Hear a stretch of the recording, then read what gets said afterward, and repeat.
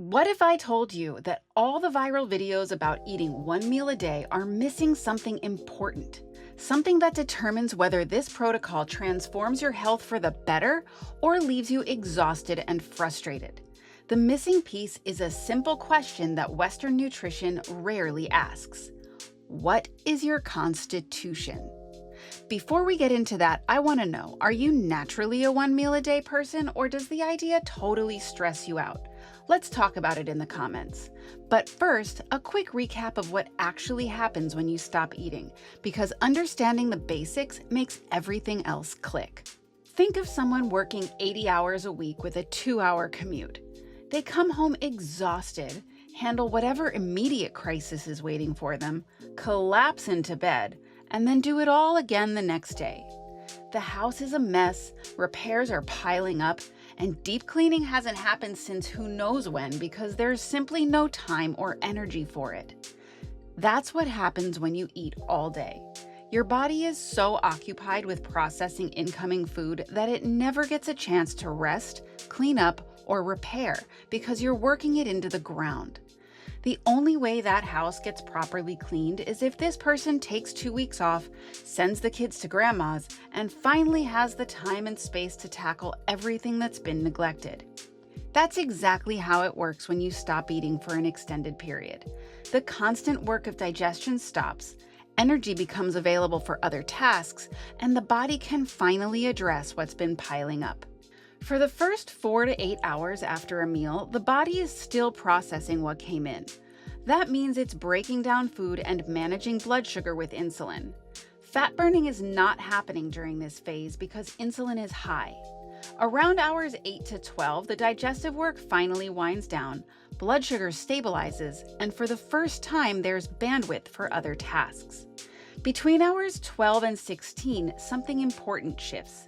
Insulin drops low enough so that the body can finally access stored fat for fuel. In addition to that, the liver converts fatty acids into ketones, which the brain actually prefers over glucose for clean, steady energy.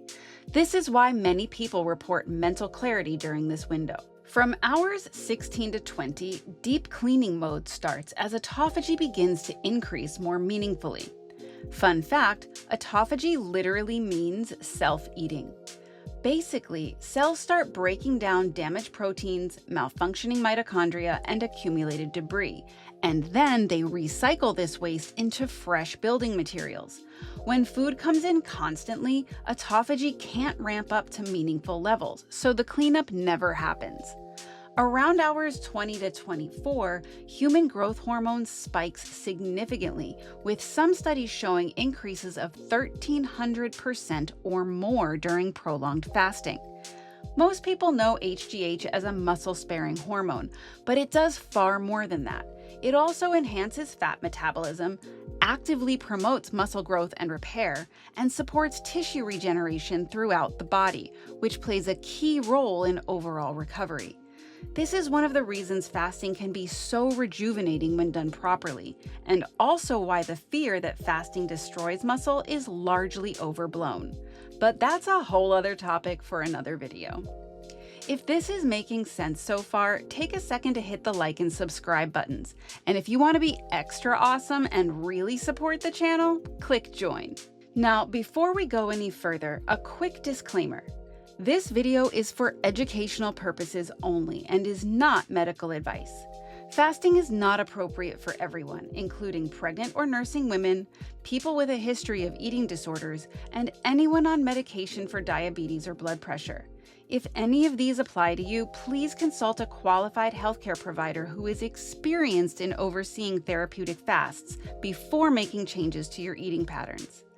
Okay, with that said, let's get on with what those videos don't tell you, and it's this.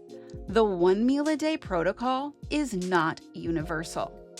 It works beautifully for some bodies, but for others it's a disaster, and the difference has nothing to do with willpower. Instead, it has to do with something that Western nutrition science largely ignores.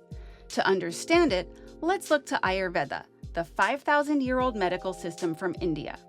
The word itself means the science of life, and one of its core insights is that different bodies digest differently. Hence, what works for one constitution may not work for another. Ayurveda recognizes three fundamental energies called doshas. Those energies are Vata, Pitta, and Kapha. Everyone has all three of these energies, but in different proportions, and your unique ratio is your constitution.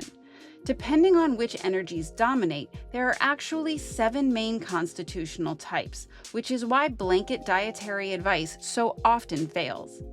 Let's talk about how these energies show up so you can figure out which one sounds most like you. Vata is the air energy. Vata-dominant people tend to be variable, sometimes hungry and sometimes not.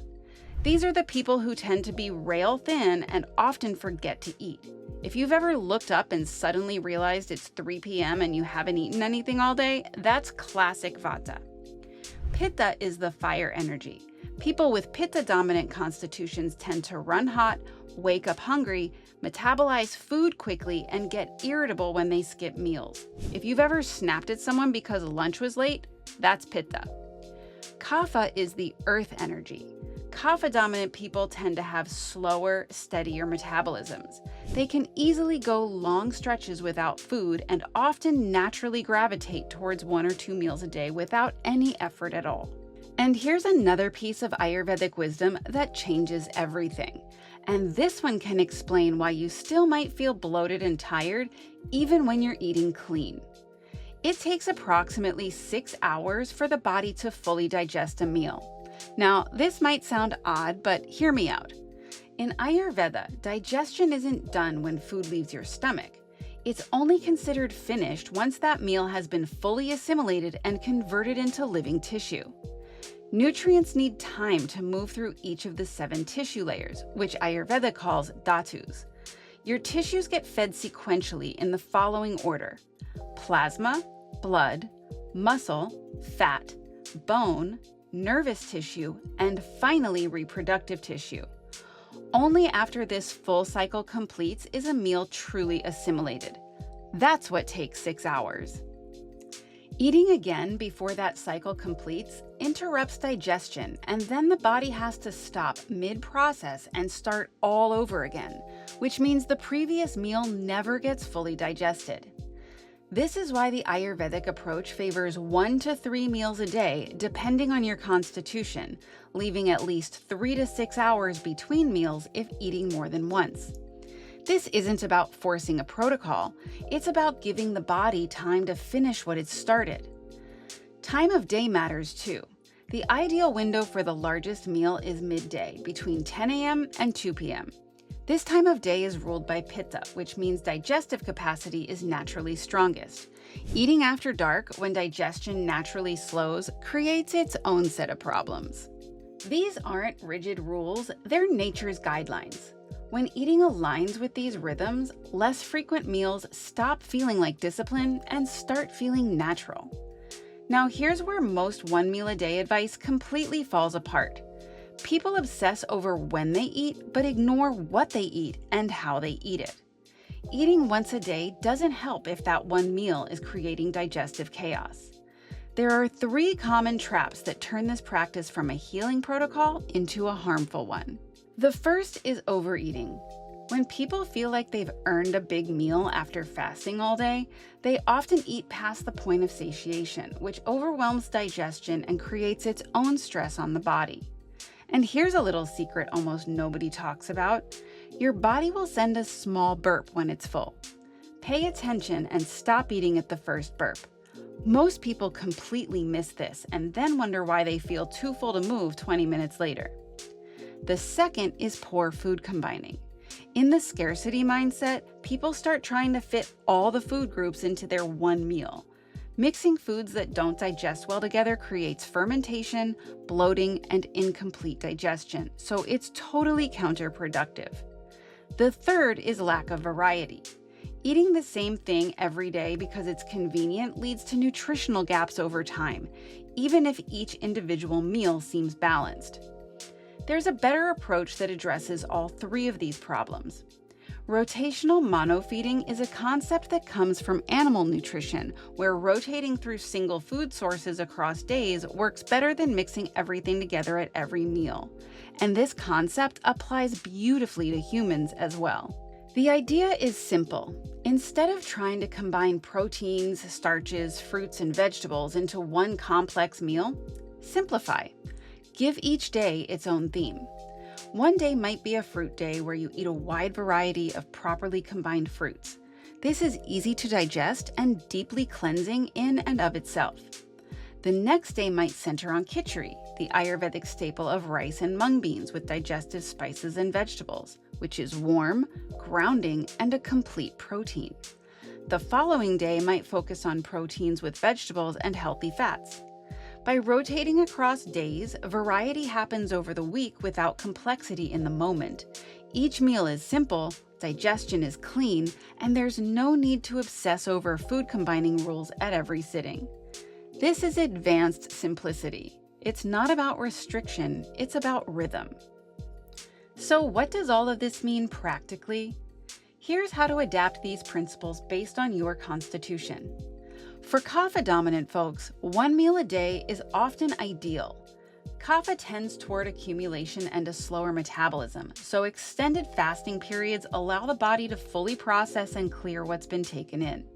The key is making sure that one meal is appropriately portioned and easily assimilated, rather than a heavy, dense feast that overwhelms digestion. For Vata-dominant constitutions, one meal a day may be too depleting. Vata already tends toward depletion, irregularity, and running on empty, and prolonged fasting aggravates these things. It may even aggravate anxiety and insomnia. For this reason, a gentler, more nourishing approach often works better. 2 meals a day with adequate spacing, regular meal times, and a shorter fasting window keeps Vata grounded without overtaxing the system. When Vata types do eat, the food should be warm, moist, and nourishing rather than cold, dry, or raw. If you tend towards Pitta dominance, one meal a day can be challenging because Pitta runs hot and burns through fuel quickly. Skipping meals often leads to irritability, blood sugar crashes, and elevated cortisol. 2 to 3 properly spaced meals may be more sustainable for everyday life. That said, Pitta types can absolutely engage in therapeutic fasting. They may just experience more intense withdrawal symptoms during adaptation, and shorter fasts like a weekly 24-hour fast might serve them better than forcing one meal a day. So as you can see, the one meal a day strategy is great, but just because it works for some doesn't mean it works for all. One man's medicine is another man's poison. That's why developing an intimate relationship with your body is so incredibly important. For people with certain constitutions, forcing a 23-hour fast might spike their cortisol, crash their energy, and make them feel like a failure when really they just needed a different approach. For anyone not ready for one meal a day, regardless of your constitution, a single 24-hour fast once a week is a perfectly valid starting point. There's no need to force a system that doesn't fit. The goal isn't rigid adherence to someone else's protocol. The goal is learning your own rhythm so you can work with your body instead of against it. If this helped you understand yourself a little bit better, share it with someone who's been struggling. And if you want to go even deeper into how to properly prepare for, execute, and break a fast, check out these videos right here. Remember, longevity isn't luck, it's a lifestyle. Until next time.